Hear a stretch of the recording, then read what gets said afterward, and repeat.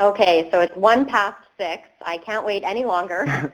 So I will pass the torch over to David DeVore, and he's our first presenter tonight. David, welcome. Thank you, Jessica. In late August 2001, I consulted my doctor because despite sleeping 12 or more hours a night, I could not get rested. After my visit, I took a glucose tolerance test and was diagnosed with type 2 diabetes in September 2001 on my 55th birthday, sort of a happy birthday deal. At age 55, I'd been fighting high blood pressure for about 30 years, and I would soon learn that I also had high cholesterol. I weighed 100 kilograms, which was 30 kilograms, or about 65 pounds too much. I was exercising about 30 minutes a week instead of at least 30 minutes a day. On average, I was short of necessary sleep by about an hour or two a night. I had a high-stress job. And finally, my parents died very young, so my genes were not going to bail me out of my health problems. On the plus side, I had an excellent background in gathering and analyzing information, making plans, and carrying those out effectively. I have and had a generally optimistic view of life and a supportive family. So I began looking through the literature, and after 3 days of study, I knew I had two choices. I could make half-hearted lifestyle changes that would probably lead to a shortened life and complications such as heart disease, strokes, blindness, kidney failure, lower limb amputation, and impotence.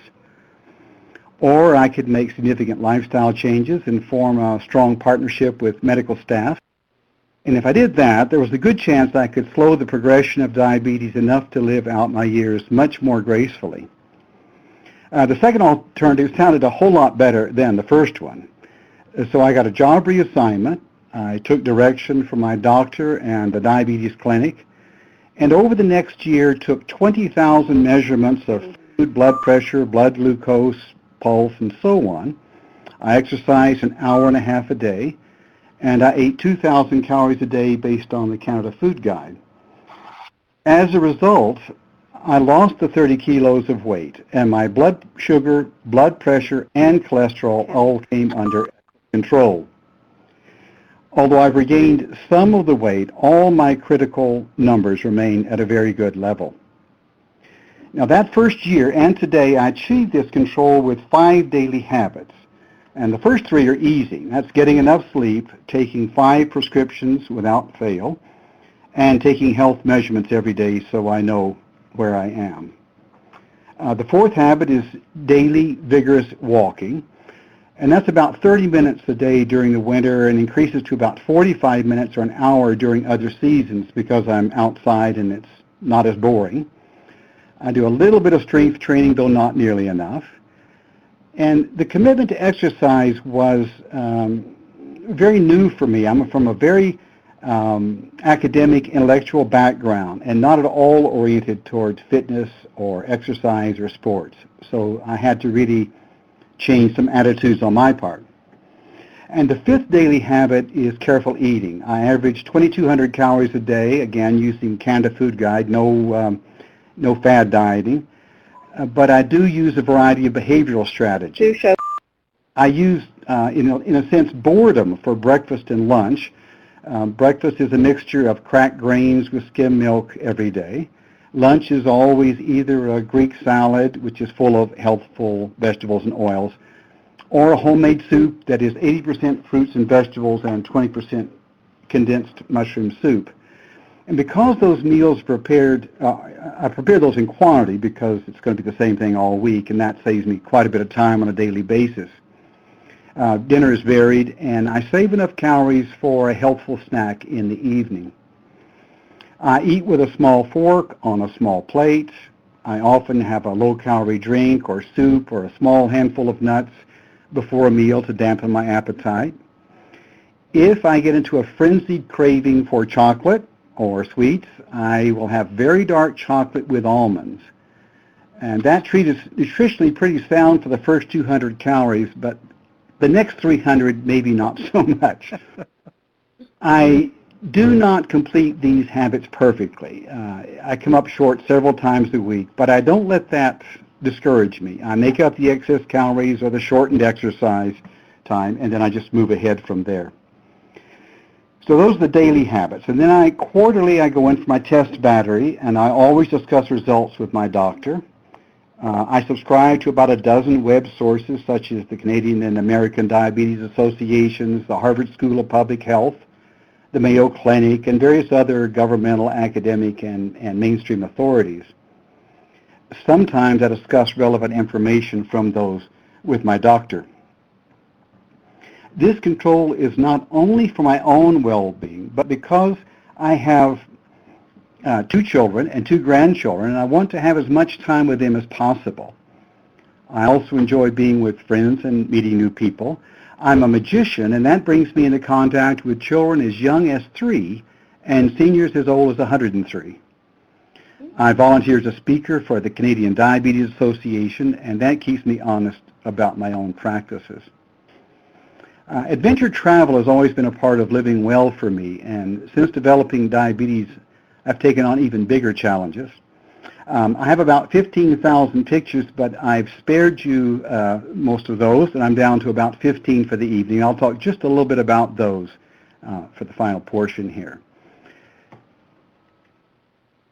Okay, let's see if we move ahead here. There we go. So here I am in a slot canyon in Utah, and this is a very shallow part of the canyon, which I took because you can see me better. The real canyons have 100-foot walls and are often so narrow that you have to slip through sideways. And when I do that, and I'm pinned in by thousands of tons of rock, one of my goals is not to kick any rattlesnakes that might be resting in the shade. I often seek out old mines. I find them on maps, and usually from the late 1800s or early 1900s. This is also in Utah. This one's more recent. And if you looked at that, you'd think I could just scramble up there in about 5 minutes. But when you look down from the cave, or from the mine opening down on the car, you realize it isn't really quite a 5-minute trip. And you can see the car, and then in the background, the kind of country that I enjoy so much for my travels. Later that day, I went to a much more remote mine on a road that's probably traveled only 1 vehicle a week. And I got about a day's walk down that road and had a flat, which is fairly typical for me to do. This is, I'm not going to say too much about this. I'm in a green canyon. The previous slides were in 2012. This is 2013. Going up a flooded canyon, and eventually we reach a waterfall, and I climbed the waterfall and then swam in an almost indescribably beautiful area, tranquil and lovely, almost, as I say, almost beyond description. Here I am also in 2013 at the World Heritage Site at Borobudur, which is a magnificent religious site in Java. It's shaped somewhat like a pyramid and is covered by carved panels from the life of Buddha. So I don't spend all my time in mines and slot canyons. Go to religious sites. Temples of Greece and Italy, of Egypt, the mosques of Istanbul, the jungle temple complex at Angkor Wat in Cambodia, the Vatican, and literally hundreds of sacred trees, springs, mountains, and so on. This is a scene from the top of a volcano, again, also in Java, and I climbed that by flashlight in the pre-dawn darkness with a group of folks. You can just barely see it, but if you look over to the left, you can almost see a couple of little lines, but you see a white, shorter volcano over there, not the tall, but a light one to the left of that.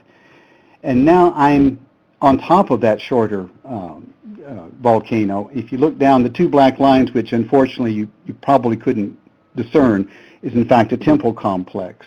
And that's a stairway to the right. You think, well, that made it really easy. Well, the stairway goes through such deep ash that you couldn't climb it readily. And on that particular morning, having already climbed 1 volcano and being 67 years old, I wouldn't have made it at all.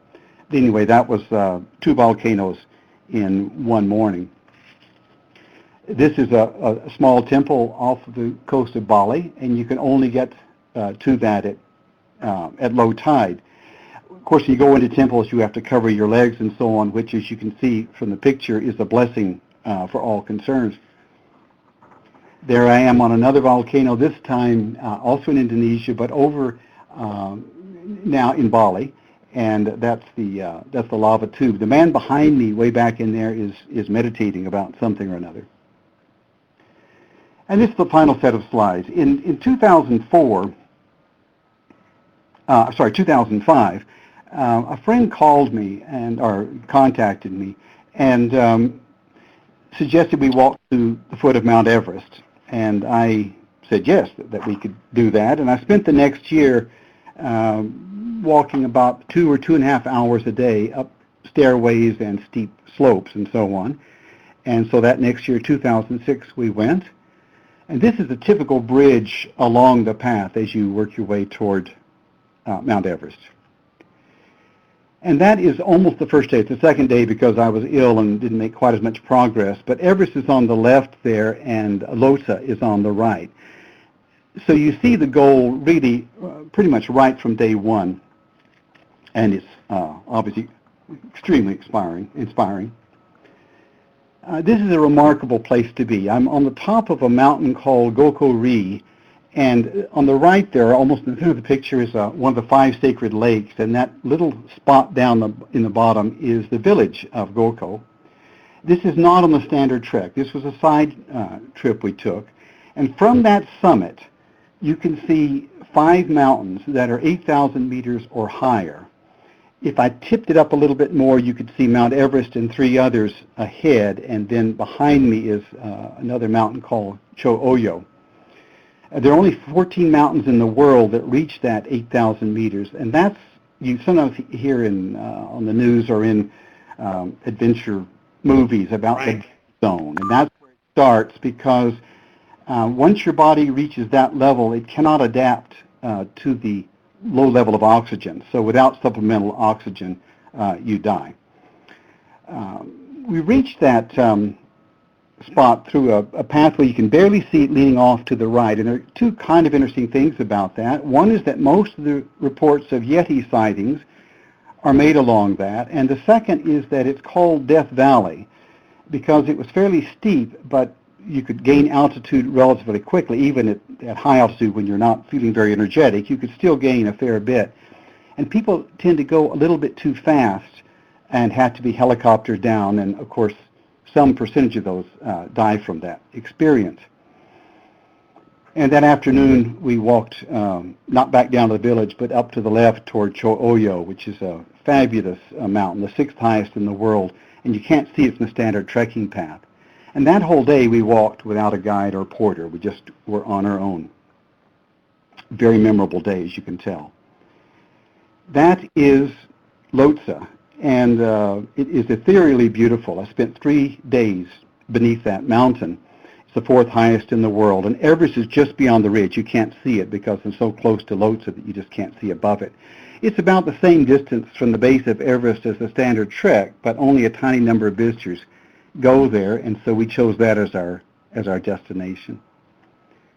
These are cremations. Each of those paths that you see down there, a body's being cremated, and of course will be put in the river directly. That's in Kathmandu.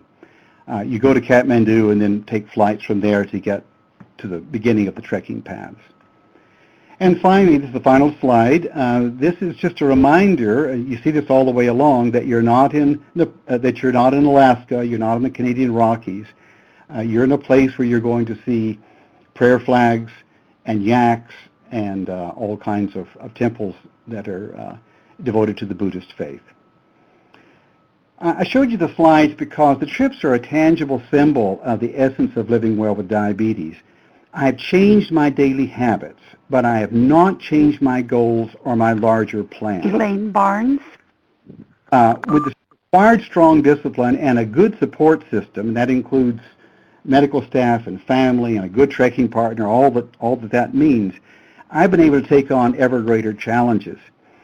And I want to emphasize I don't do everything I need to do perfectly, but I do it well enough to keep my diabetes strongly under control.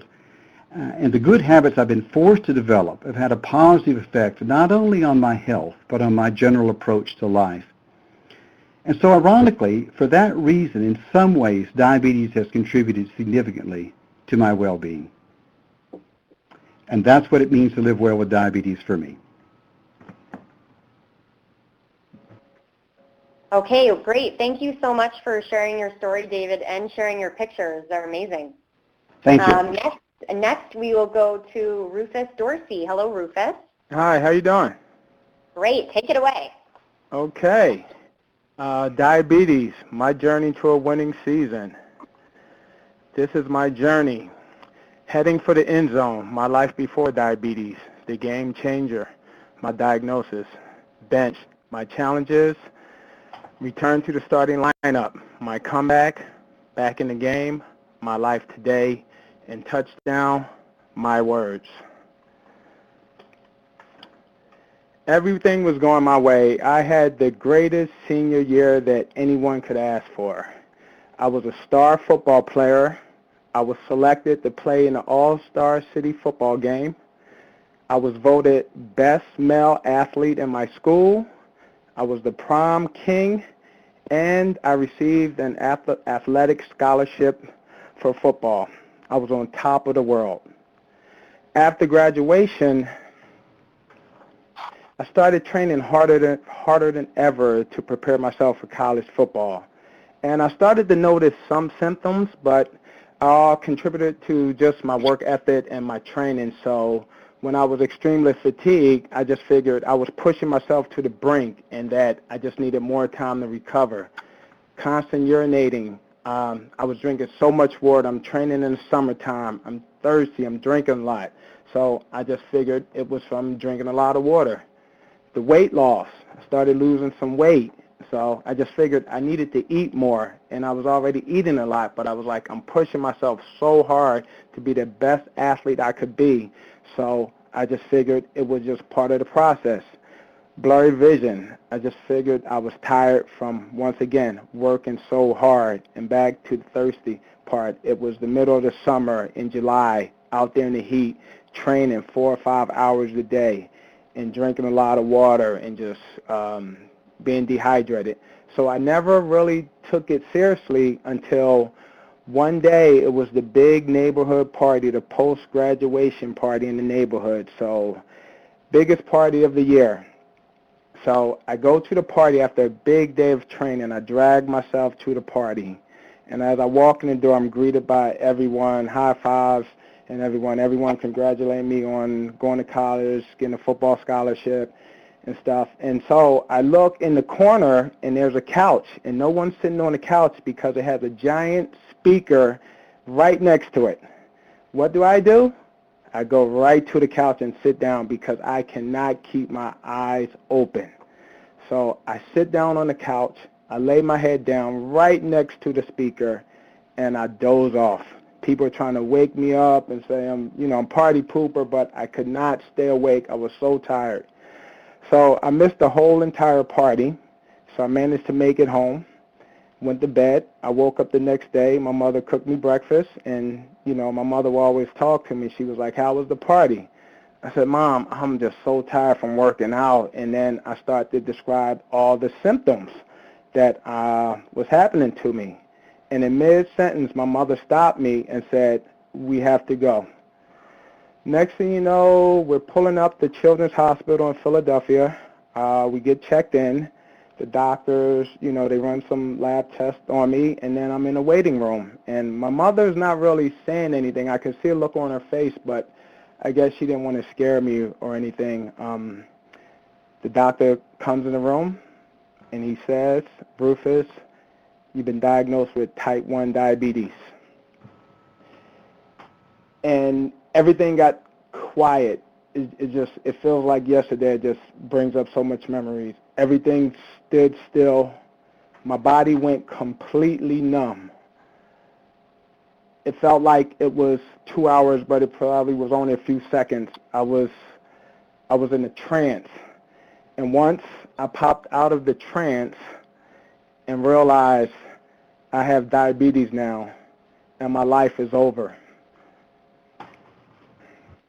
So they kept me in the hospital for a couple days to monitor my blood sugar, to get it stable, to educate me and prep me on my new diagnosis.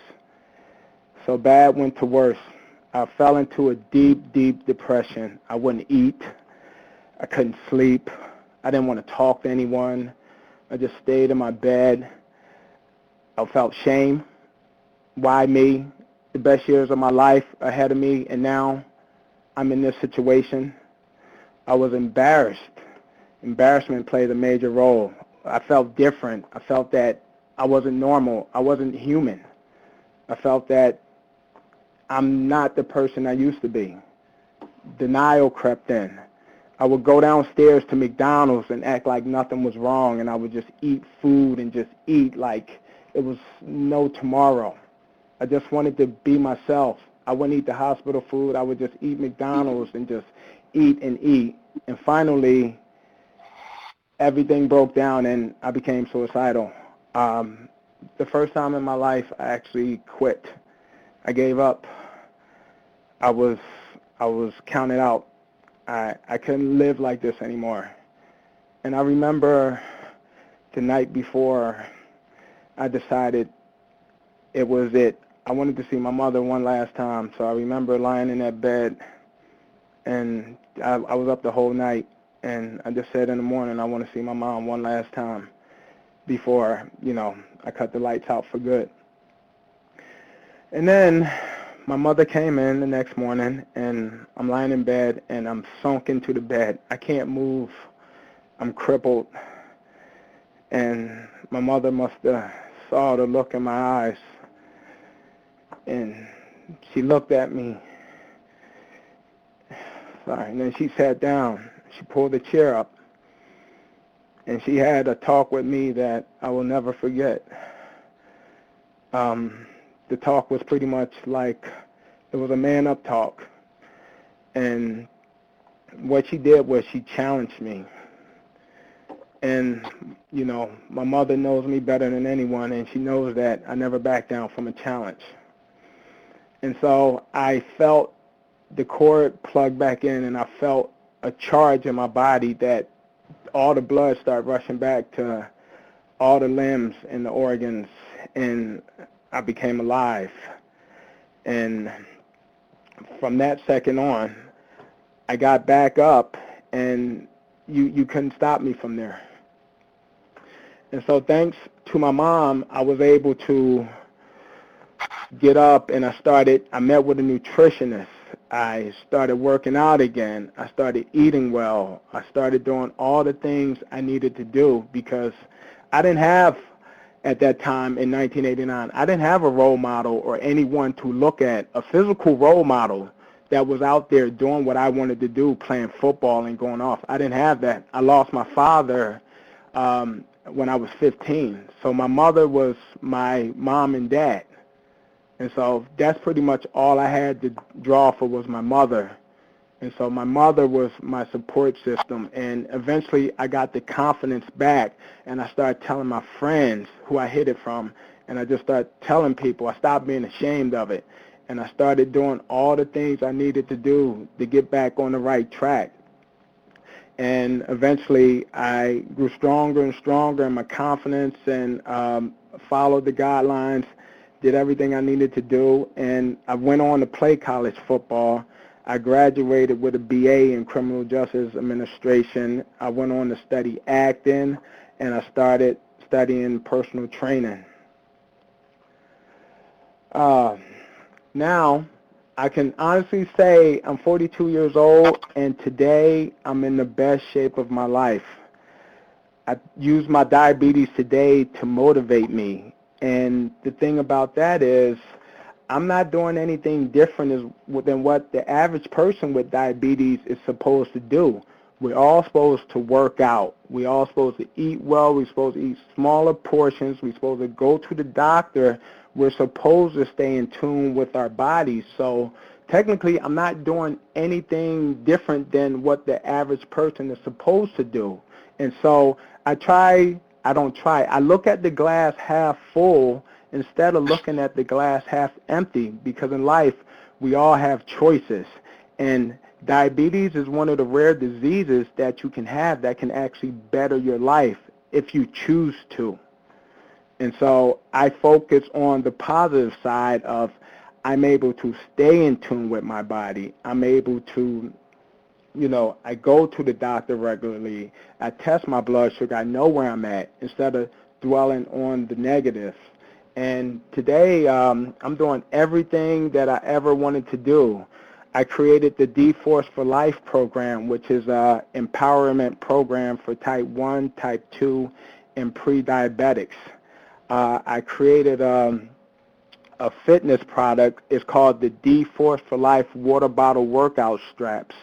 And what they are straps that go around most standard water bottles. And what you can do is you can turn water bottles into dumbbell weights. And I've created a whole workout routine for people to do, so there's no excuses not to work out.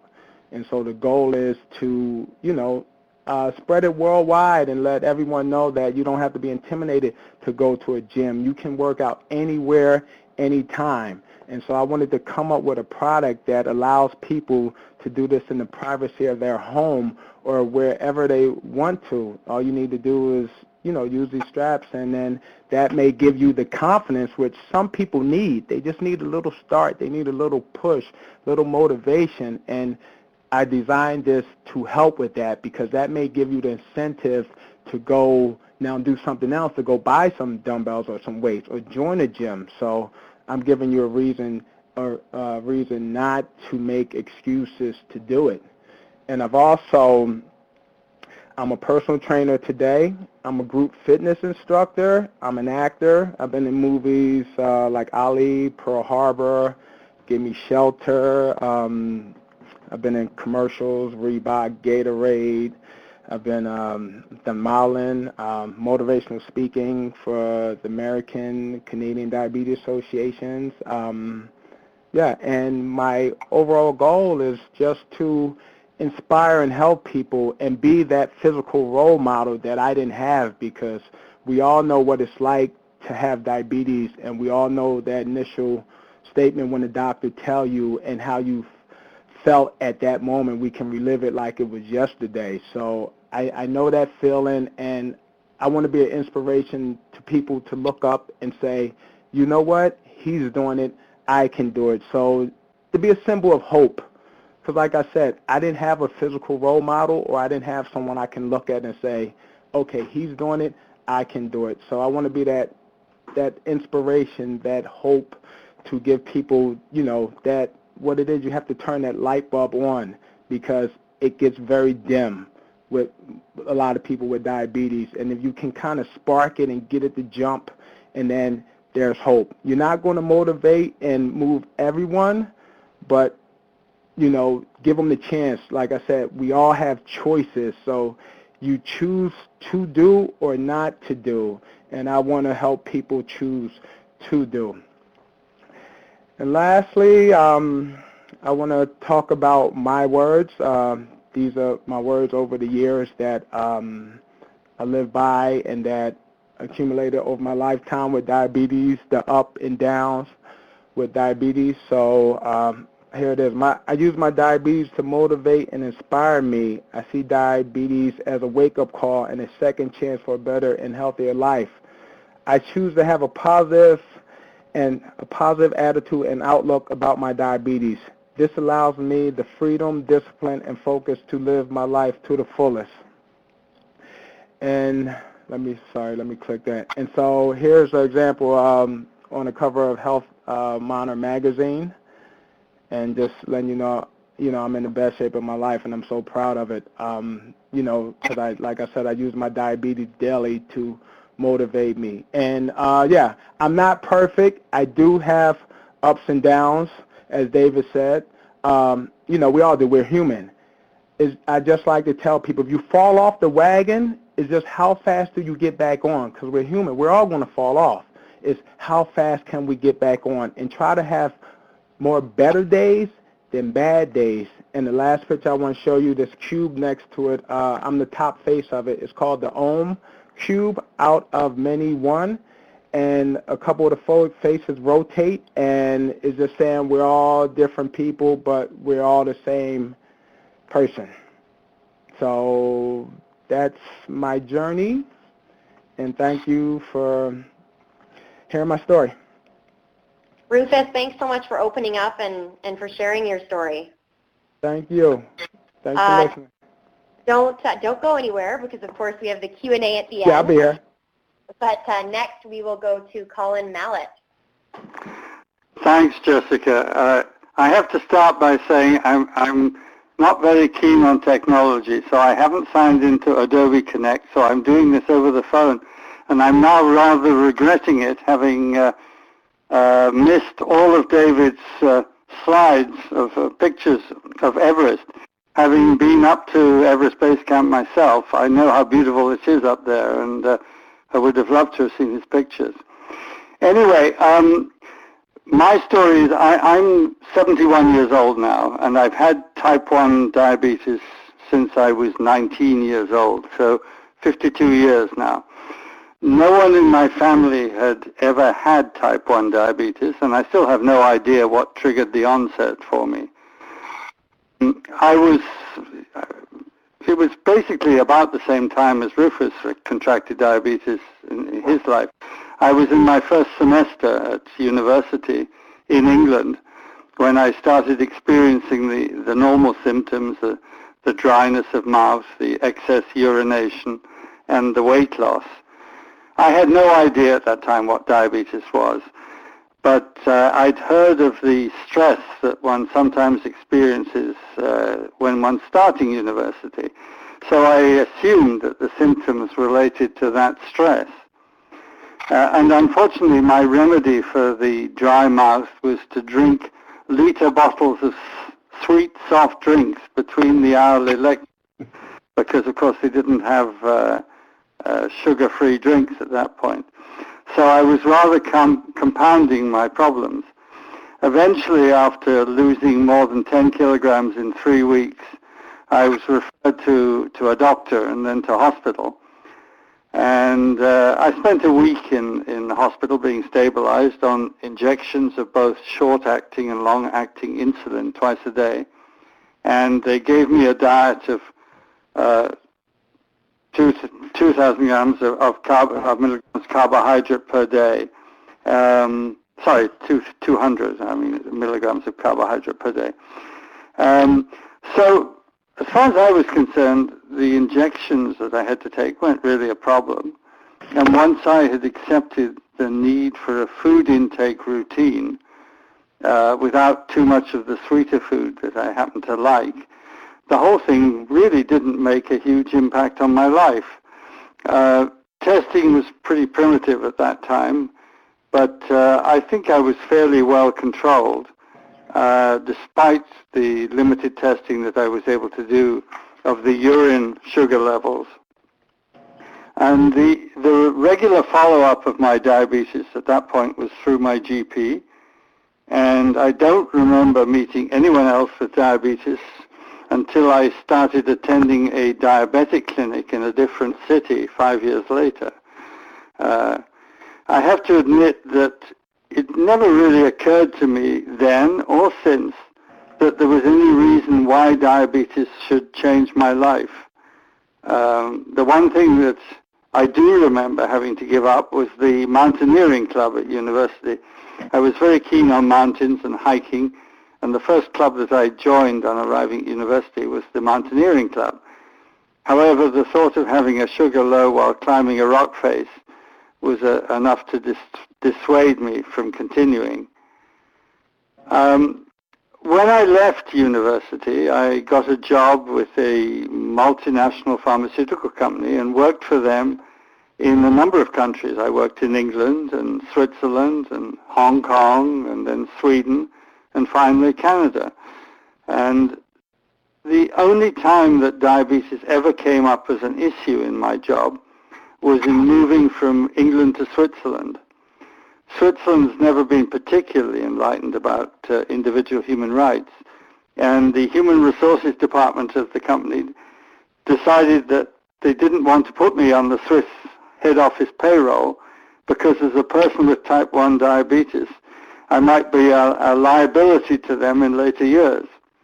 Fortunately, they were overruled by senior management, but that's really the only situation of discrimination that I've come up against. All of my jobs with the company involved considerable international travel across time zones, and the one in Hong Kong, where I was the general manager for the Far East, involved flying 4 hours north and 4 hours south and 3 hours west for the various countries. And I seemed to manage to handle that without problems to my diabetes. I eventually came to Canada in 1978, and I worked as the CEO for the same company in Ontario and then in Montreal, eventually also becoming the chair of the Canadian Pharmaceutical Industry Association.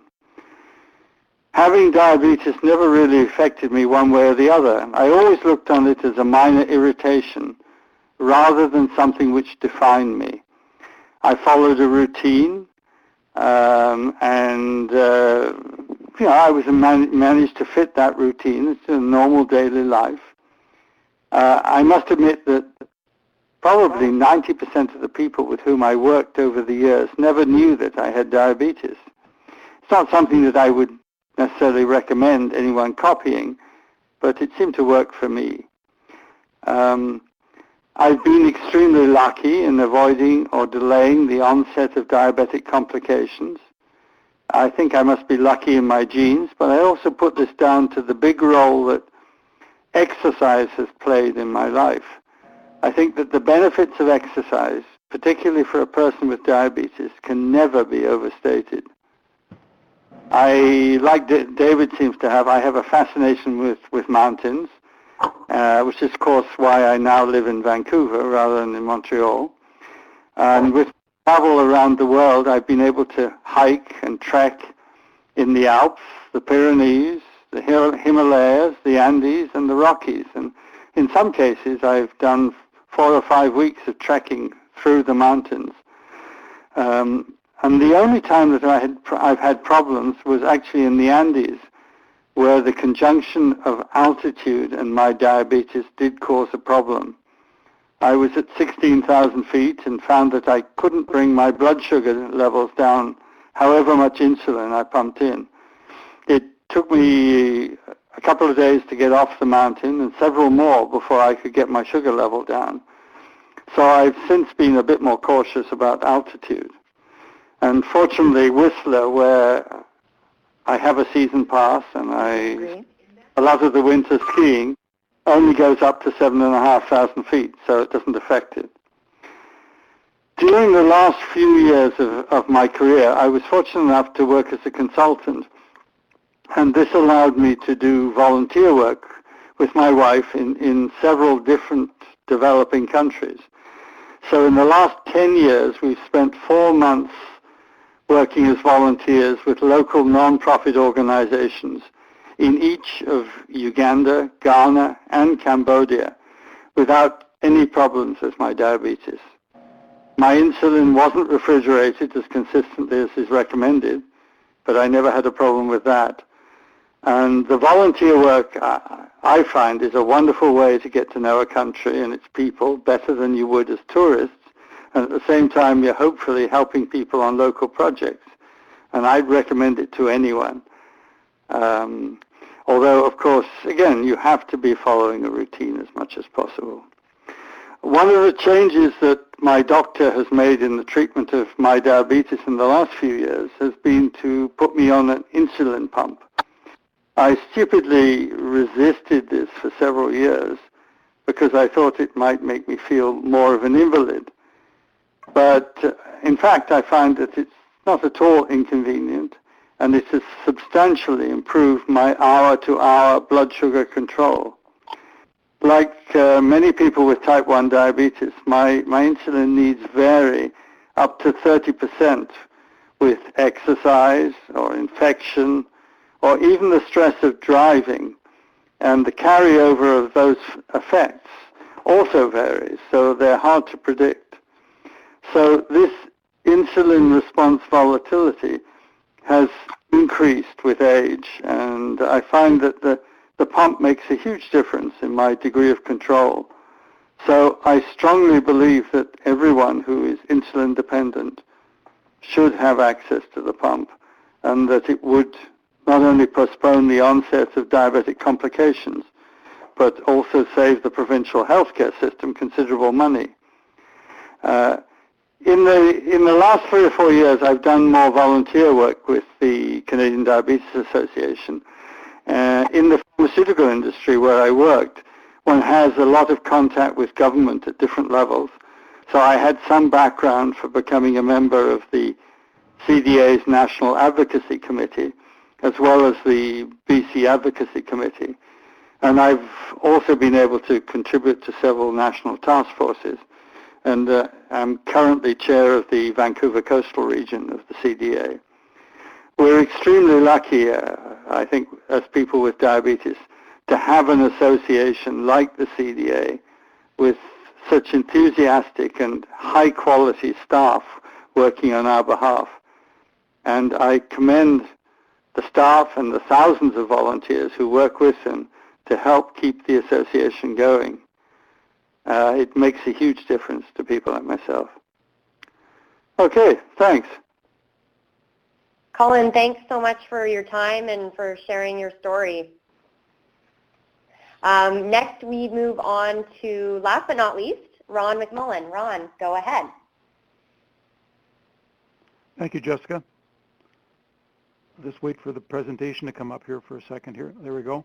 I want to thank David and Rufus and Colin for some wonderful presentations already given tonight. I just want to comment on the first slide that I have here, and just that one statement in the middle, a uniquely manageable medical condition for many. And the fact that the writer in that one is the word many. Because I know that we've heard tonight that we have been able to control ours because we have taken the management and moved on with it. And that for some people, it doesn't matter what they try to do, they are so brittle that they have to work very carefully to be able to make sure that they are as healthy as they possibly can be. Okay, so here we go with my story and what it all started out with.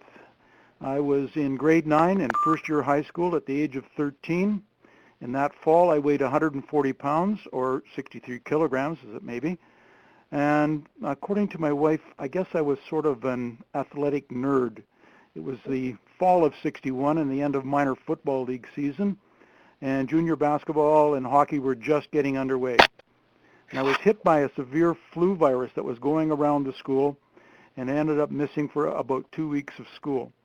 Upon return, I had difficulty attending classes because, just like Rufus said, I was going from the water fountain to the bathroom and never making it to class at all. It was just an unbelievable experience to have that going on.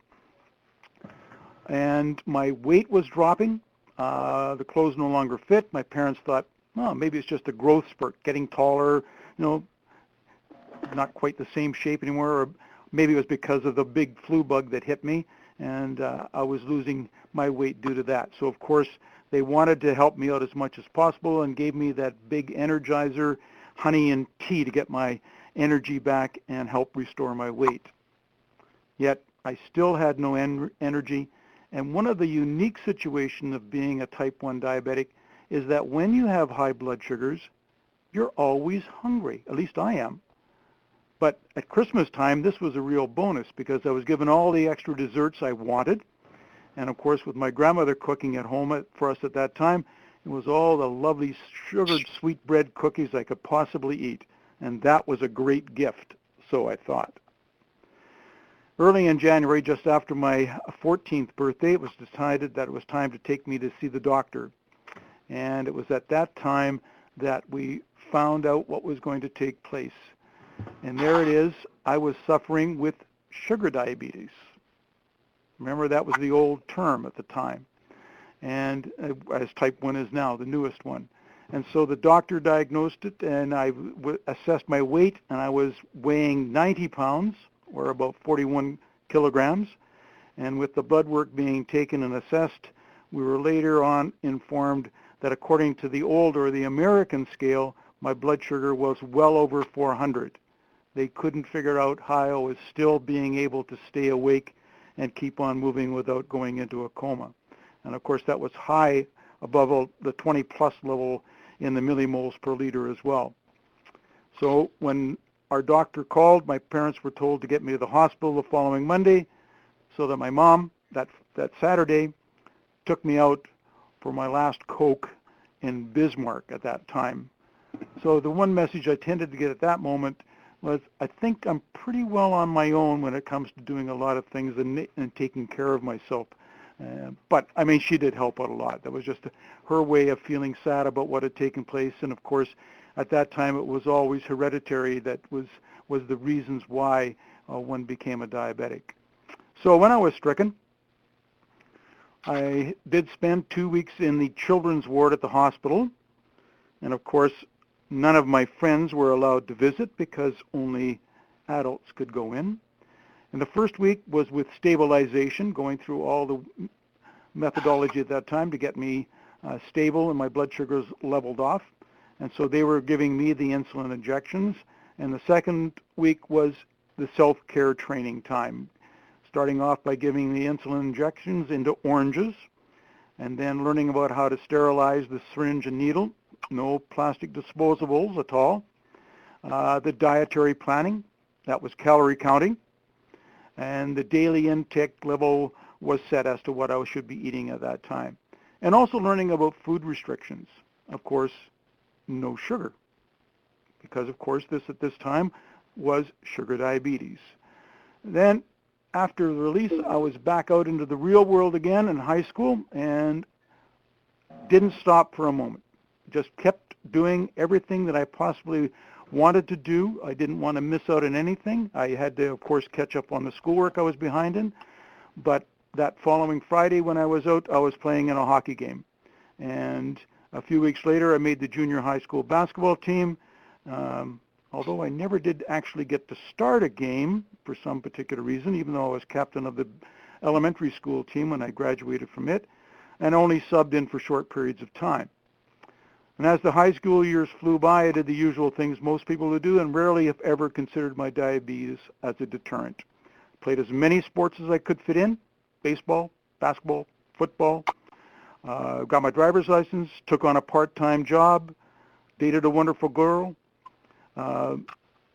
Family and friends did play a major part in those years for me at that time, and it was great to have them around. But if no one asked if there was anything wrong with me, I didn't tell them. I didn't mention that I was a diabetic. I just didn't bother thinking it was necessary to be able to let them know where I was at that time. So after high school, it was up to me to decide as to what I was going to be able to do at that time. And my parents said I could go to work if I wanted to.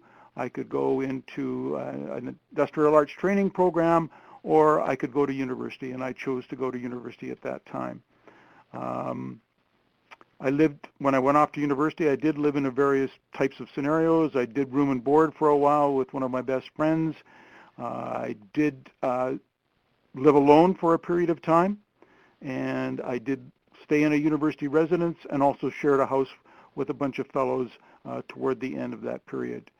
And after my first year of university in 1966, in the end of summer work in construction, I truly was a laborer, and I was a gopher for anything possible at that time. A couple of friends, fellow workers and so on, we decided that there was just enough time to make a trip to Southern California and visit Tijuana. So we hopped in my car, took off, and we were gone for 2 weeks before we got back just in time to head to university. Later that year in October, it was the wonderful year of 1966, and of course living in Saskatchewan, the Grey Cup being in Vancouver, and the riders making it, two of my best friends and myself, we decided we were going to take a train to partake in the 66 Grey Cup festivities in Vancouver. And we loved every moment of it, of course, except for the post-parade riot, which was It seems like that's quite a good habit for people living in Vancouver when it comes to sports events. Summer jobs, as mentioned, I was a construction laborer for 2 years and then 1 year in sales. And while I didn't do any summer work after my fourth year of university because I had already received a teaching position in Edmonton, and I wanted to take some more additional courses to complete my Bachelor of Education degree. And then I was completed my BA and started teaching in the fall of '69 in Edmonton when I was 21. I did complete the BEd degree by 1971, and later on a master's in educational administration in Edmonton, where I was a teacher administrator for 20 years. My wife and I decided that we would like to be able to move to a warmer climate and picked up and headed out to Kelowna in 1990, where I continued to teach my teaching career for another 18 and a half years before retiring. And one of the nice things about coming to Kelowna was the fact that there were sports all year round. It didn't matter. I could ski in the winter. I could go out and golf, ride my bike, hike, do everything I wanted to do. It was just a wonderful time to be able to have all these wonderful recreational activities around at the time. So my personal life, married a wonderful lady, a young lady that I had dated while I was going to university. We married. We've had 3 kids, 5 grandchildren, and 1 grandpuppy around the house. And none of the grandkids or kids or grandpuppies are diabetics, which I am very pleased to be able to say that. And so you can also see the pictures on the right-hand side of travel has been just an important part of our adventures in life as well. I did this one slide here on the idea of what I've seen since I first started as a diabetic back in the 60s as to where we stand now. And I look at the idea of insulin delivery here at the top, and it's a picture of a young girl using the metal needle with a large gauge, which was like ramming it into your skin kind of thing rather than softly injecting it in the way it is nowadays, and the glass syringes, which had to be sterilized all the time and kept clean, which would jam up every now and then when you were trying to push the insulin into below your skin kind of thing at the time. Then we advanced to the disposable plastic syringes, and then as one of the nice things with that, as it progressed, the gauge on the needle got finer and finer and finer, and finally it was over to the Penject, which is in the next slide, and that was easy. You could dial up the insulin and be able to put it in very easily. I then progressed to something called a med-ejector, which was used, I believe, Rufus, in the American military system to give inoculations, and it just didn't have a needle. It just was with air pressure that allowed it to be pushed under the skin. And they developed this one for insulin, which worked for a couple of years and then broke down entirely.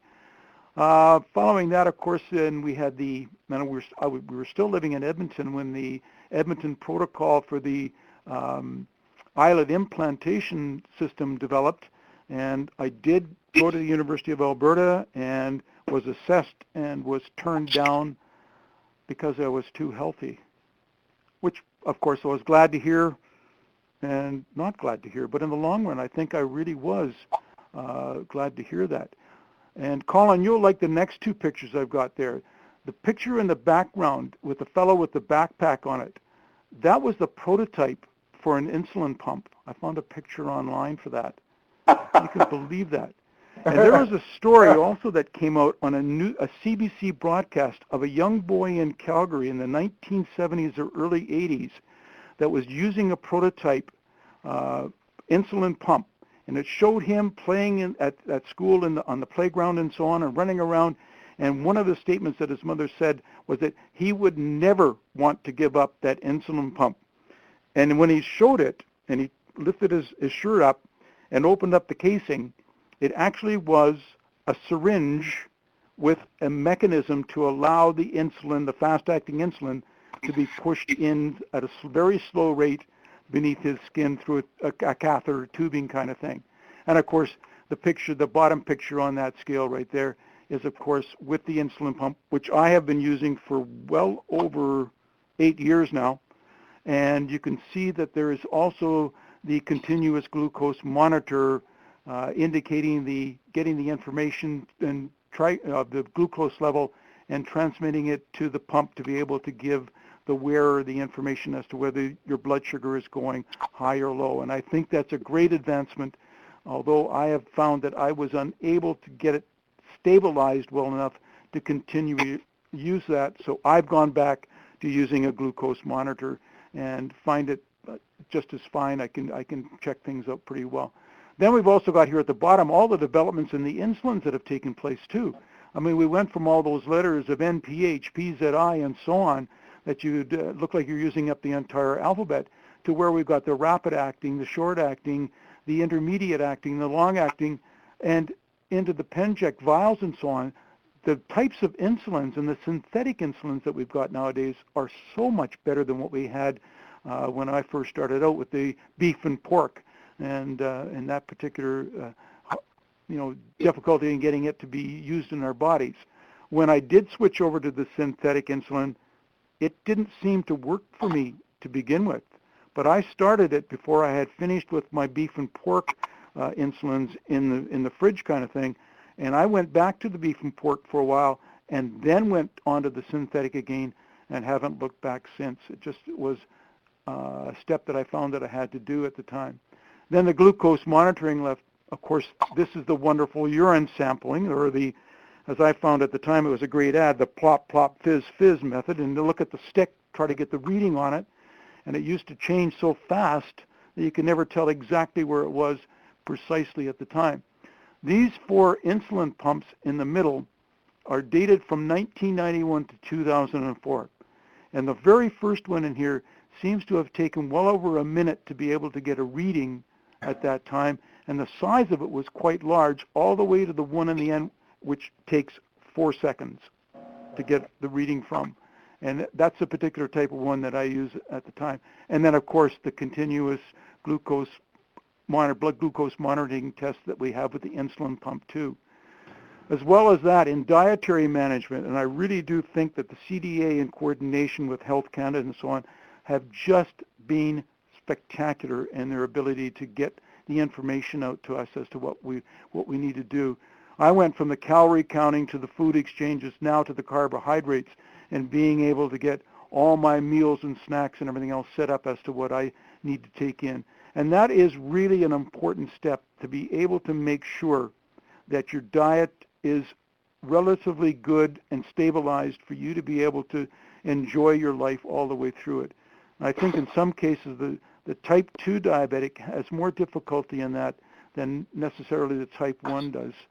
And then, of course, the health maintenance end of it right in here used to be only insulin. Well, now we can see, and I think it was already mentioned earlier, that we have other medications that we're going to be able to help control our cholesterol and our blood pressure and so on, so that we can be able to manage the full spectrum of our diabetes, along with our heart, kidneys, and everything else that's so necessary that we find that break down before we will not necessarily succumb to the diabetes. It'll be some other factor that will take us away from here, kind of thing. And so good to see that the health profession is being able to set these things up and help us to be able to get a better management of our entire condition. One other thing on that, one of the nice things here in Kelowna, we have a setup which is called the Kelowna Protocol. And I will go in once every 3 months to have my blood glucose level read and so on, and I get to check out my glucose monitor at least once a year against the results that they find there. I not only get that, I get my blood pressure, and I get my cholesterol count taken as well, and I get a copy of the results mailed to me as well as my doctor. So I'm kept well informed as to what's going on, and I don't have to bother my doctor unless I can see that something's out of whack and I need to get something changed on it. The other thing I think we should realize in here, that we have an important support network that we have, that everybody should have available to them. And of course, your medical team with everybody that I've got listed on there, and I mean, it's incredible what we see going on there. And of course, Rufus in there too. Of course, you can see the exercise trainer. I work out in a gym here in Kelowna 3, if not 4 times a week easily, as well as go for walks and hikes, ride my bike, golf right now. Skiing, of course, is just coming to an end. But keep very active, and I bet I'm active at least 5, if not 6 days a week kind of thing, doing things. And the other thing is that you are the most important part of your whole network. You've got to let your medical team know how you're feeling, what you're doing, and so on, and what your levels are. You can keep a better record than they can, and you'll get a good idea of what's taking place. And I wish I would have done a lot more of this, is to keep your family and friends in touch. I'm very fortunate. My wife, who is now retired as well, was a lab technologist. So when it came time for me to know what I was doing with my glucose levels and so on, she was there for me and is there for me all the times. And of course, our affiliated agencies, the Canadian Diabetes Association is by far an agency that has gone beyond the call of duty and being able to assist us in our lives all the way through. And the JDRF too. I mean, I didn't have that organization around when I was growing up, but it certainly is working well for a lot of young people and parents and so on in this day and age. The CDA, of course, I like what we're doing now with the D-chat lines. They're going to come into play, and the idea of course, the summer camps and so on. It's just wonderful to be able to see this great network that's developed around us. And so that's about all I have to say. Just enjoy yourselves, relax, enjoy the ride, travel as far as you can, enjoy as many activities you can, and it'll be a great life. Thank you. Great. Thanks so much, Ron, for your time and for the pictures and for sharing your story as well. And of course, thanks to David, Rufus, and Colin. So now we have some time for questions to all of the 4 speakers. So feel free to type in any and all questions you have just in the Q&A pod at the bottom of your screen. You should see it there. And if you have a question for a specific speaker, just let me know who you would like me to direct the question to, or you might have just a general question that I can ask all of the speakers across the board as well. I noticed, I think, Ron, you said that you never saw your diabetes as a deterrent, and I think that was a theme for all of the presentations. You all mentioned that in one way or another. Has that been a challenge to have such a positive attitude, or are you just naturally a positive person, Ron? I don't think I'm naturally a positive person. I think overall I just knew that this wasn't going to be something that was going to stop me. I was going to be able to enjoy the things that I was able to do, and whatever came along, I was not afraid to face the situations that came up, and just enjoy my life. Mm-hmm. And I know that sometimes it's important to be able to have people around you that also want you to do exactly the same thing. My parents did support my idea of playing sports, of being active, of being successful in school and so on. There is no doubt that I got the message from them that it was my life and I could do what I wished to do with it, and that they would be there to assist me along the way too. Okay. And I do have a question here. Ron, it's for you again. You mentioned that you were always hungry. What can you do in terms of like cravings to reduce cravings or to turn to healthier food? This person was mentioning that he's always, craving sweets, or what can you do to sort of curb those cravings? He was recently diagnosed with type 2 diabetes. Okay, one of the things that I've had a situation was when I had the real hungry craving, it occurs when my blood glucose level was high. And so you would think that I would say to myself that your body would say, don't take any more food in, you don't need it, you don't need to turn it into sugar and so on. But for some reason, at least for me, that's when I would be the hungriest. I would want to eat more at that time. So, but basically the thing to do that I found that I with my eating as well, I've been able to eat a high fiber food so that fills you, but does not necessarily allow you to want to keep eating at that particular time.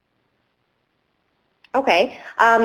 Does anyone else, David, do you find you get cravings, and do you have a go-to snack that you'll always have? Absolutely. I have a huge appetite, unfortunately.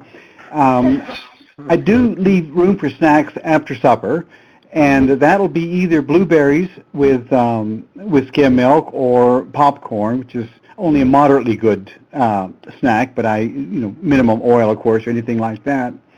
And I mentioned in my presentation that I do what your mother always said. If you eat that right now, you're going to spoil your meal. You're going to spoil your dinner.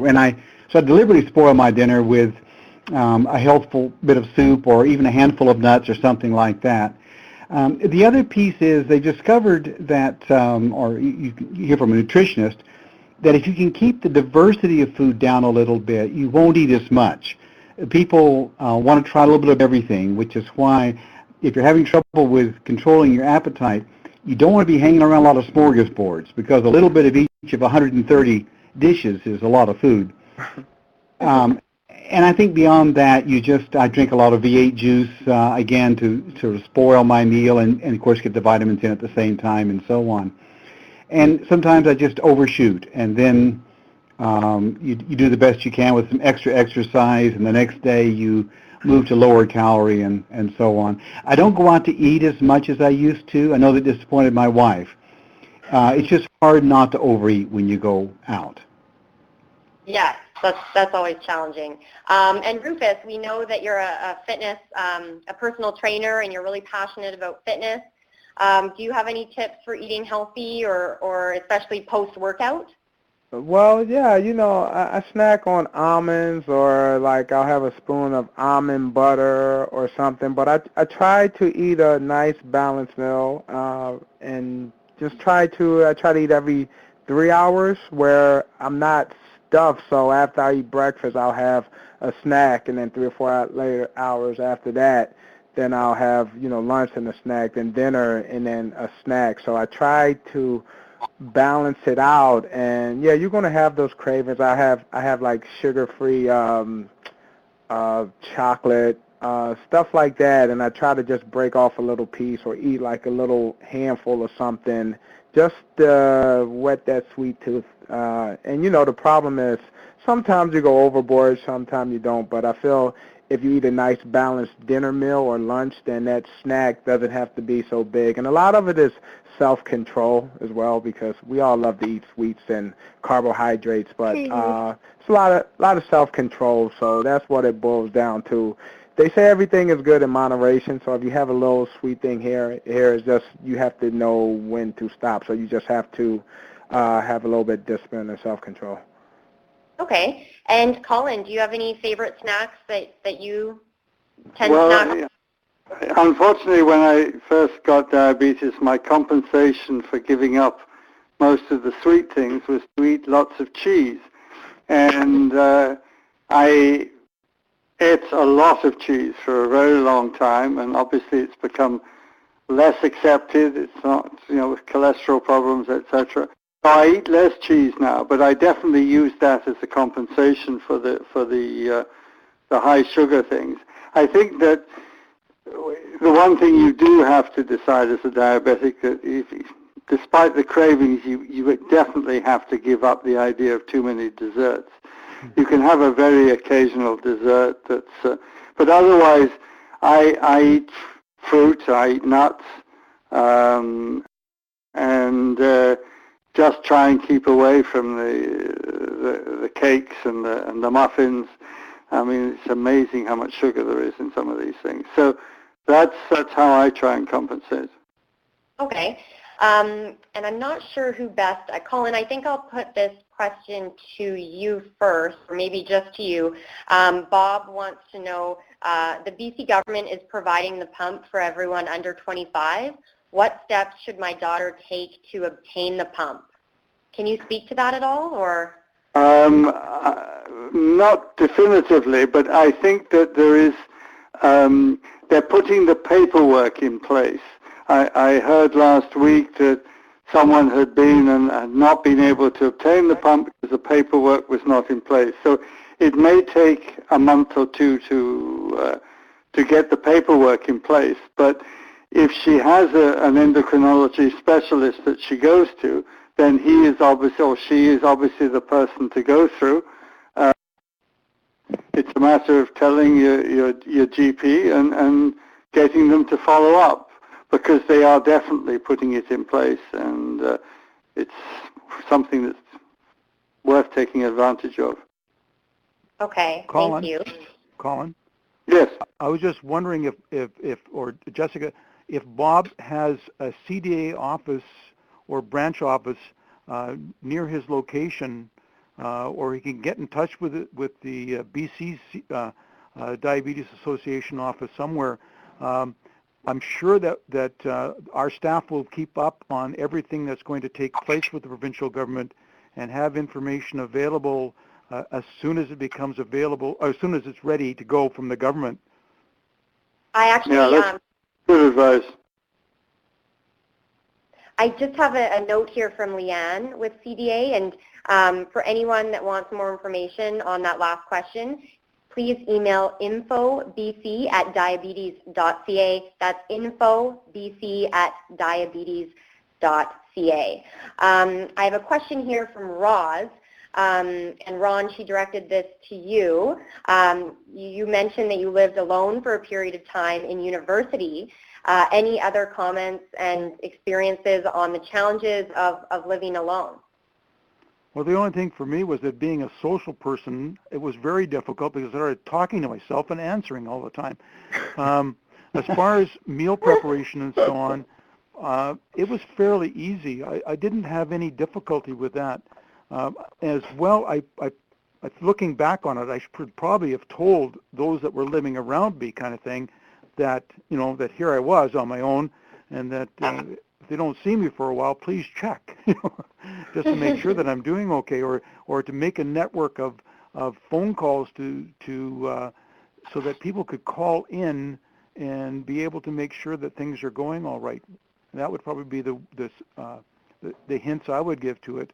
Because, like I said, I didn't do it for very long, but it's something that I don't think anybody should not be afraid of trying, that's for sure. Okay, and this is a question I will pose to all four of you, and I'll start with David, just to bring you back into the discussion, David. Aisha wants to know, have you felt at any time, why me? I want to know how you dealt with the emotions of being diagnosed. I think that's a very good question, and I will be surprised if anyone of our group has not said, why me? It turned out that, and I had never thought about this, my father had diabetes, but he died so young, I hadn't really put all the pieces together because he died of heart disease, but it was a complication. So there was a why me became a little clearer. But beyond that, both my brothers were significantly overweight, more than I was, and other people around me seemed to have even worse habits than I did, although mine were not great. So yeah, you do get a little bit of sense of, well, I just drew the black bean, and where did that come from? And especially in my life, I have had a very, I don't want to use the word privilege, but a very lucky life. Things have fallen down very well for me over my life. And so you think, well, I'm bulletproof. It's all going to go so well. I'm going to make it all the way to the end, and it's all going to just kind of unfold for me. And then you get jerked up. I think the one place that it's felt better is that it was mentioned by one of the other speakers that diabetes is highly controllable compared with almost any of the other major plague diseases. You really can take control. You say, yeah, I don't know why, I'm upset about this, and you always are. There's some sadness about that. There's some sense of loss. But if you say, but I am the master of this. I can make this work for me if I just really, go for it, as opposed to disease like cancer or Lou Gehrig's disease or whatever, where your feeling of hopelessness has to be very much greater. So yes, you feel sad, and you pick yourself up and say, well, there's no point in arguing about it. The numbers are there. I went in because I had symptoms, so I can't deny that. but I can take charge, and I just have to smarten up and quit feeling sorry for myself and just get on with it. I like the attitude. And of course you did that because you traveled the world and have had a wonderful life, right? So you haven't let it stop you at all. Yeah, there's not been a single thing that I've wanted to undertake that I have passed over because of the diabetes. And so, yes, that has been very empowering in that sense. And Rufus, you spoke to depression that you suffered following your diagnosis, and you mentioned that your mom gave you the man up speech. Can you speak a little bit more to how you dealt with those emotions and how you overcame the depression? Yeah, well, you know what? It was extremely hard. I was 17, and, I went from eating, I grew up in Philadelphia, so I was eating cheesesteaks, tasty cakes. I was even eating everything I wanted to eat, and now I'm a month before I'm off to college, I got diagnosed. So, yeah, all day long it was why me, why me, why me. But after, it wasn't perfect in college because I remember I didn't tell my football coach, and we were doing drills because we was acting up, and we was running sprints. And so I'm sweating profusely, and I can feel the shakes coming on, and I did not say anything. And I wound up after practice stumbling to my room and test my sugar, and it was 41. And, and another time I was out on a date, and I had to take my insulin, and I didn't want her to see it, so I'm trying to hide and take it, out of my pocket and take it under the table, and I dropped the needle, and she was like, what you doing? I put my foot on the needle, and so, it was times like that, but it was my mother that, would weather the storm when I wanted to drop out of college. She would bring me back and, kept me on the positive side and just kept it, it took a while for it to really sink in. And, I had my mother as my rock to reinforce all the good things about who I am and, how strong my dad was and how she was and where I get that from. So it was constant reminders of having a good support system, your mother, your friends. You need to talk to people, and you will find out that your good friends or people in your corner will help you. They will support you. And so that's what I had to lean on. And once you start telling people, and that girl I was on a date with, I eventually told her, and she became one of my best friends. And if I needed anything, she was always there. So just tell people, talk to people, tell your friends and everything. And if they are your real friends, they will look out and do everything in your best interest. So I'll say with just get that support system, lean on the people that are there for you, and that's the way I recommend.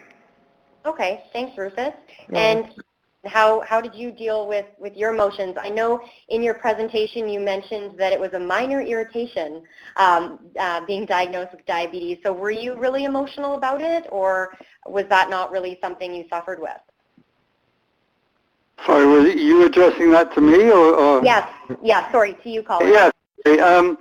As Rufus says, I think, if you do get emotional, your family is a very important support.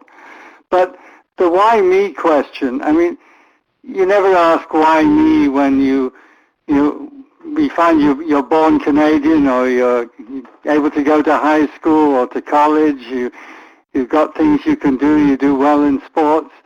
So, I mean, the why me applies to the good things as well as the bad things, and it's just a fact of life. And I think one has to, as quickly as possible, get over that why me and deal with it. There's lots of other things one deals with, and it's a disadvantage in some ways, but we all have huge advantages in many ways compared with many people in the world. So I think we have to just put it in perspective.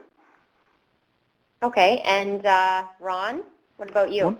One of the things that I see nowadays, and having taught for so many years, there were a few students who had diabetes that I would meet up with, and the thing is that nowadays they have the most positive outlook. They are going to take it on. They're going to be able to work things through for the most part. There are great counselors available on diabetes and being able to help people that suffer with it nowadays is a great organization that's all set up, ready to be used, and to link with, I mean, kids getting away and going off to the camps and being able to be with peers that also may have diabetes, and being able to see the counselors who likewise may have diabetes, and being able to be successful in their lives. There is a strong network out there, and great support for parents as well when they have children that may be suffering with diabetes too. It's really come a long way, and it's a strong organization that exists, and by all means utilize it. Just call your local CDA office or the branch or whatever it may be, and there are people there that will be more than helpful for you and to give you information and opportunities to overcome whatever obstacles you face with this particular condition. And it's a condition. I mean, there's lots of things. I'm going bald. I'm more worried about it.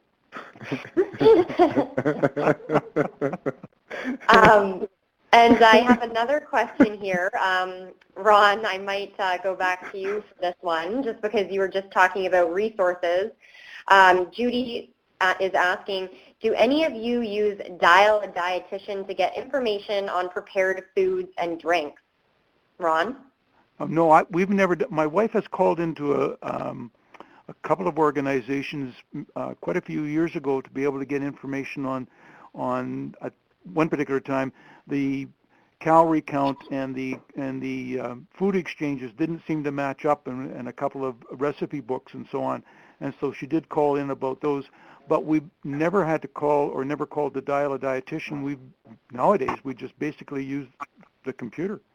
Mm-hmm. But saying that, you have to be very careful with information that's available online too. I mean, you should triangulate it to make sure that it's not just something that's perhaps misleading in some ways.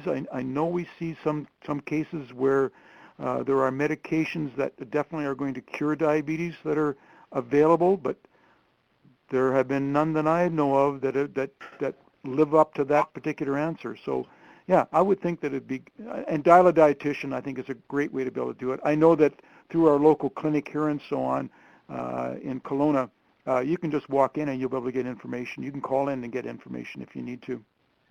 Okay. Rufus, have you ever used any services like that? I know with your personal training, you're more of an expert yourself, but have you ever used Dial a Dietitian? No, actually, I haven't. But, you know, when I was first diagnosed and coming up, I would meet with dietitians and stuff like that, but I never dialed into one. And, you know, as the years went on, I would just meet. If I was in school, I would find the right resources and connect through that way. And, you know, now it's a little more accessible for me since I'm in the field, and I know a lot of dietitians now, but back then I would just, you know, I would talk to my doctor, and then he would connect me with, you know, they usually have a connection with the nutritionist or some diabetic or dietitian in their realm, so they would, you know, put you in contact with this department. And so I would just say that, go to your primary doctor and talk to them or Andrew and get the information. Okay. David, have you ever used Dial a Dietitian? No, I haven't. I mentioned that I have actually more than a dozen web sources that I use, and I use top quality like the Mayo Clinic and, of course, the Canadian American Diabetes Association's, Harvard School of Public Health, and so on. So I want to reemphasize what Ron was saying. You can use the web, you can use it effectively, enormous resources, but you don't go to Sam's Pizza Parlor and Diabetic Advisor, you know, and write those numbers down. You go to places where the numbers have been dealt with, and I see someone else has asked, what about websites that end in edu and org and so on? Yes, it's a typical thing. You work through the universities and government agencies and well-recognized associations, diabetes, heart and stroke, cancer, and so on. Okay, and lastly, Colin, have you ever used Dial a Dietitian services at all? No, I haven't, in fact, but I think these sources are invaluable, and as David was saying, that there's so much more around now. I mean, you know, a number of years ago, there was nothing like this, the amount of information on the different foods. Now we have endless sources of information, and I think if a dietitian is readily accessible, that's one that should be used by the questioner. So I haven't personally used it, but I think it's a great idea. Okay, and Ron, I have another question for you. It says, my son, who is type 1, is going to be entering puberty. I have been told managing blood glucose is difficult due to hormonal changes, etc. Did you find that during your teen years? Not overall.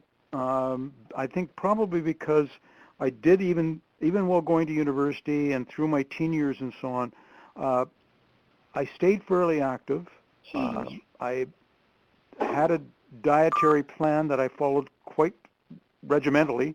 Like, I did not drink any soft drinks that had sugar in them, even though we never had labels on the soft drinks at that time. You did know, for example, that one particular product would have a lot of sugar in it. When I say that, just a second, our family doctor, as I was probably about 17 or 18, did say that ginger ale was okay to drink. And I think I drank, I think my parents bought a dozen bottles of ginger ale, and I think I did have 2 or 3, and then after, and of course I'm doing the urinary test kind of thing, and the urine tests, and when I would have a high blood sugar kind of thing, so I knew right away to stop doing that, not to take that in. But overall, I think that again, you have to monitor it carefully. There's going to be growth spurts that take place. Peer pressure is going to exist.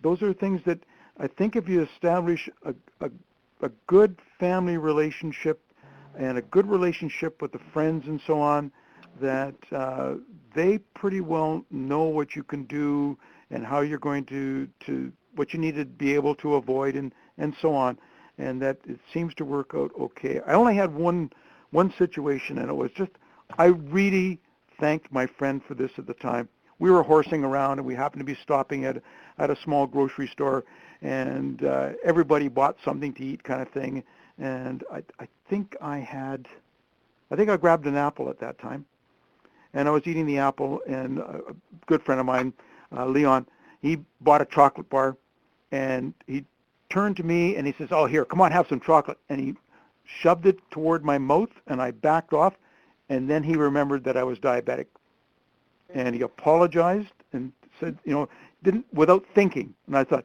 that's great. I'm one of the group. I'm just one of the guys. I'm no different from anybody. And so I think the thing is, he's got to be the one that he has to know that he's in charge, and he has to know that, well, it sounds to me like the parents are really good backers for him right now, and that they'll be there for him, and that if there are times that need adjustments, your family doctor, just get in to see if the insulin isn't controlling the blood sugars as well as before. There may have to be a difference made there. All those sorts of things that take place along the way. There was an end to a question. I think was it Aisha that asked the question about university and so on? And I didn't mention the fact that one of the things that I always had, and I still do today, sitting by my bed at night, I always have, now it's of course one of those small apple juice or orange juice containers sitting there. And at that time it was always sort of a glass of orange juice I had sitting beside me.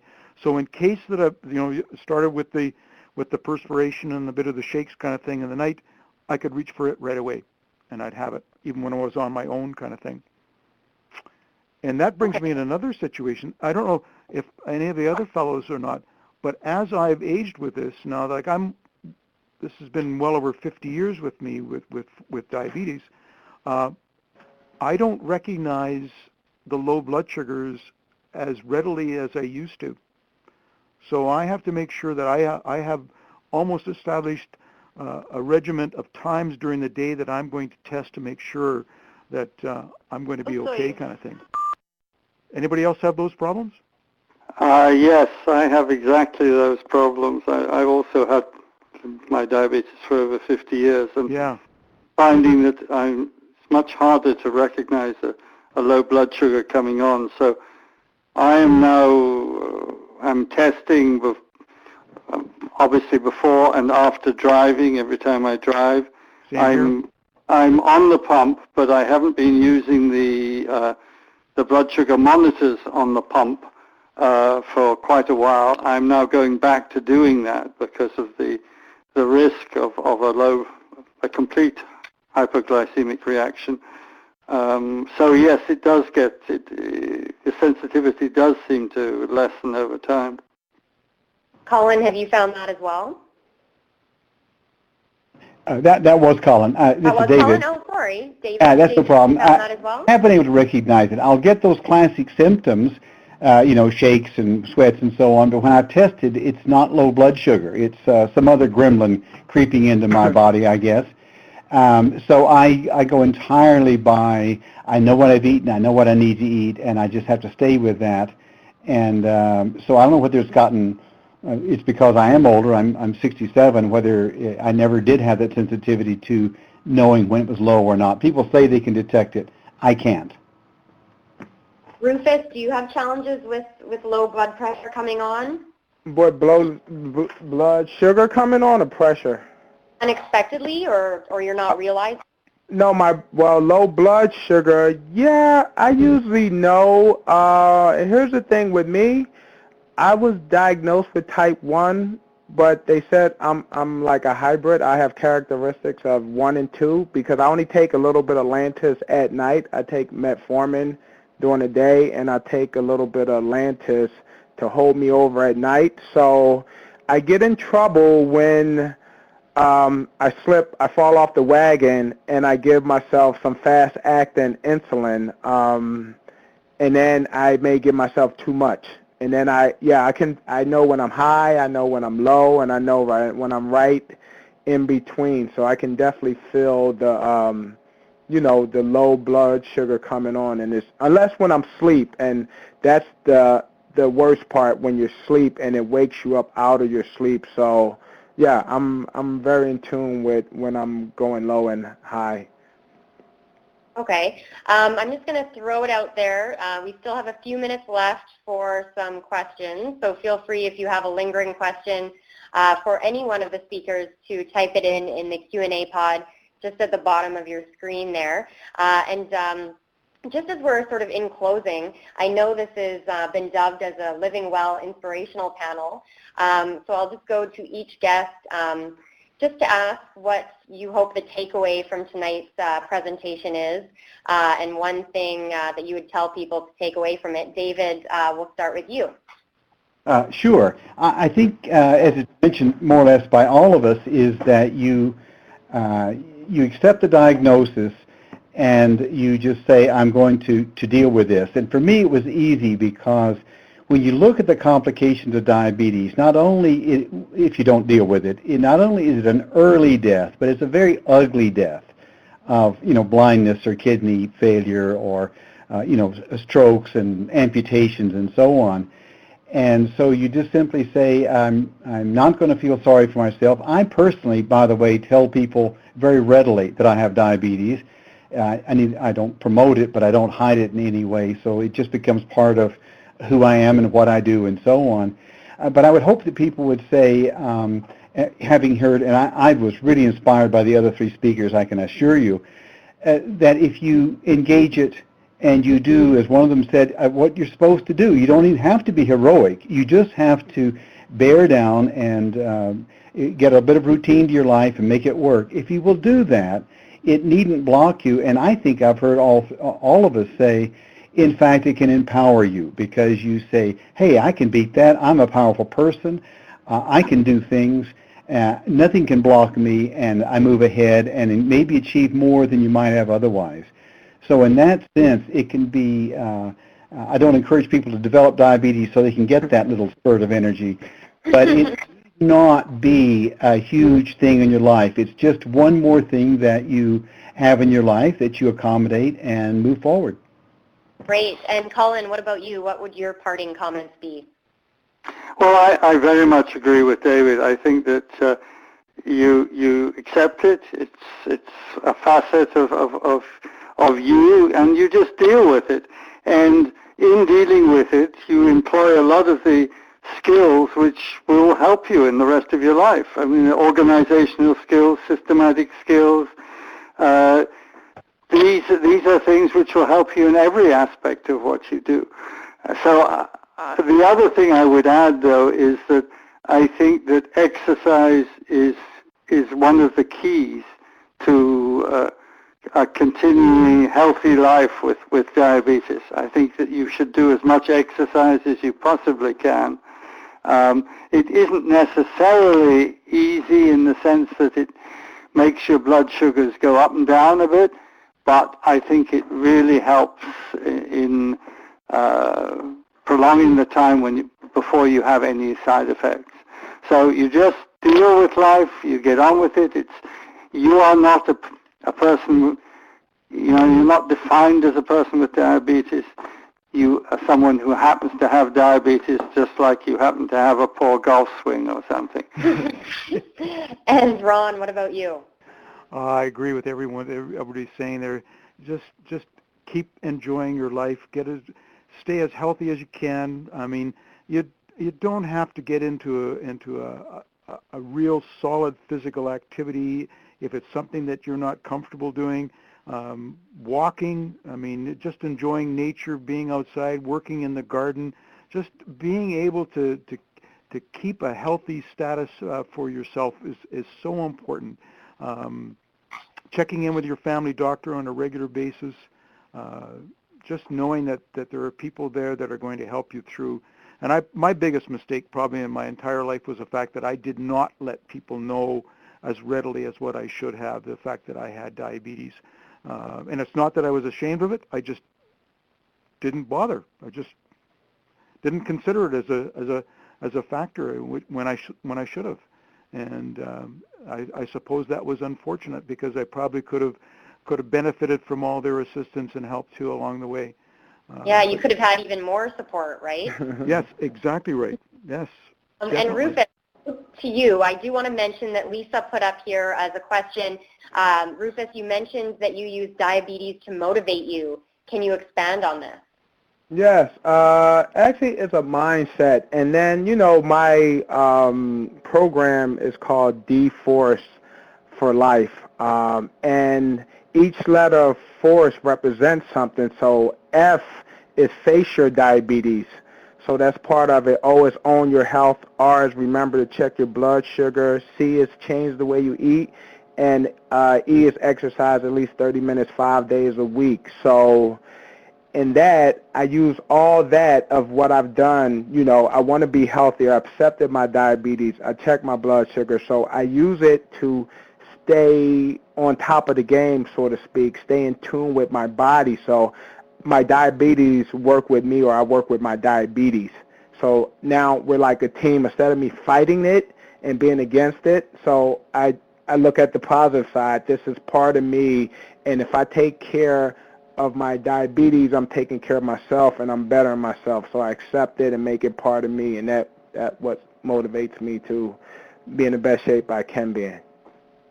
Such a good attitude to have. I have a question from Dawn here, and David, I'll start with you. Dawn wants to know what is a good meter to get? I'm not a good person to answer that. My meter's a bit older, and I think they're all excellent these days. It'd be hard to find, a bad one. Some of them store a lot of readings, and so that can help if you're into downloading and keeping up with all that. They take smaller samples than they used to. A variety of things.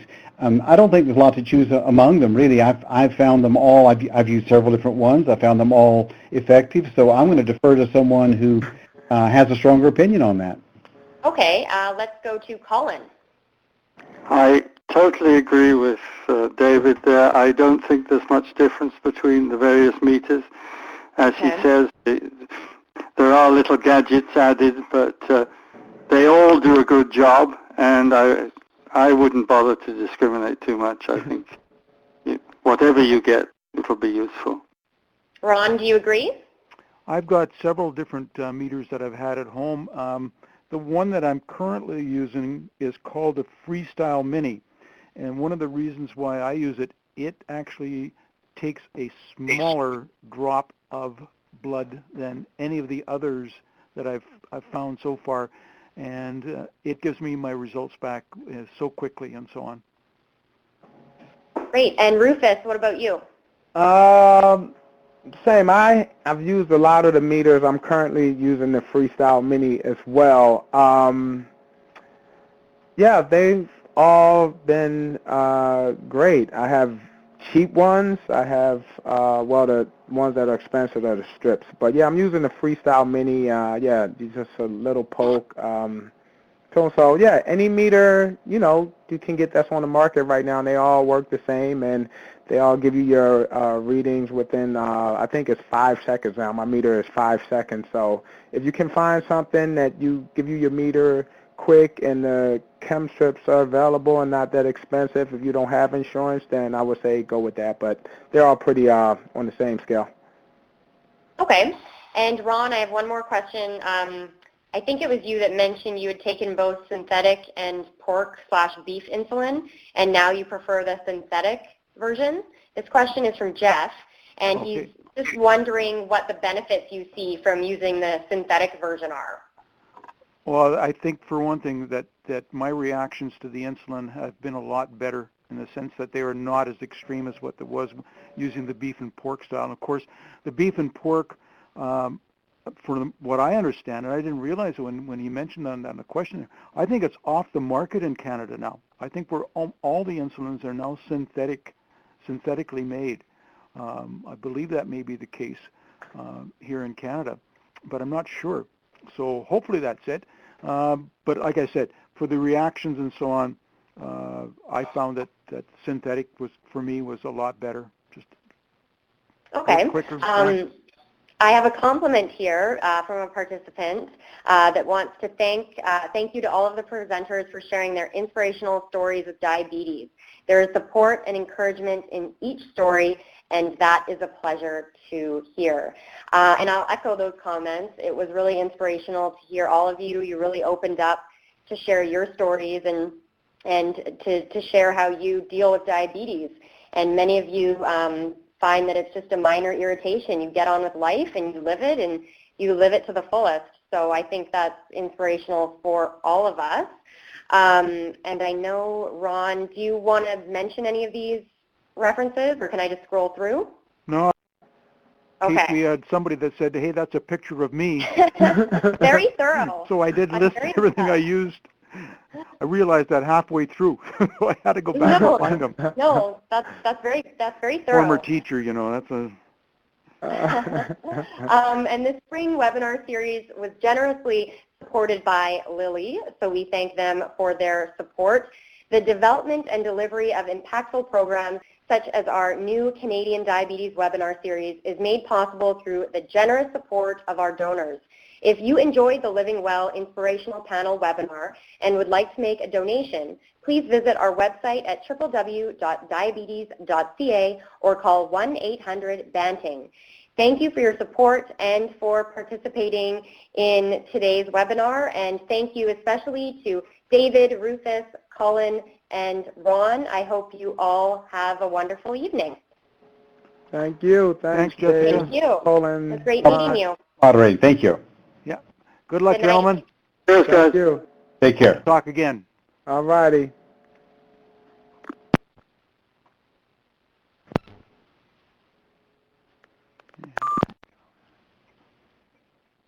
Jessica Garris.